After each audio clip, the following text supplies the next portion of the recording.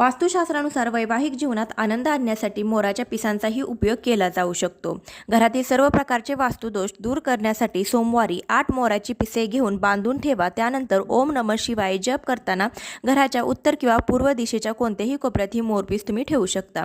तुमच्या घरात मोरपंख असेल तर धनाची देवी लक्ष्मी आणि विद्येची देवी सरस्वती प्रसन्न होऊन तुमच्या घरात वास करतात। तुम्ही देवघरात मोराचं पीस ठेवलं असेल तर तुमची आर्थिक उधळपट्टी कमी होते आणि तुमची संपत्ती वाढते। कुंडलीतून राहू दोष कमी करण्यासाठी घराच्या पूर्व आणि उत्तर पश्चिम दिशेला मोराचं पंख ठेवणं शुभ राहील। मुलांच्या खोलीत अभ्यासाच्या टेबलाजवळ 1 किंवा 2 मोराची पिसे ठेवल्यास त्यांचा अभ्यास आणि कलाची क्षमता सुधारेल। मोरपीस दिसायला अत्यंत आकर्षक असतात, मात्र याच्या घरात असण्याचा संपूर्ण घरावर सकारात्मक परिणाम जाणवतो।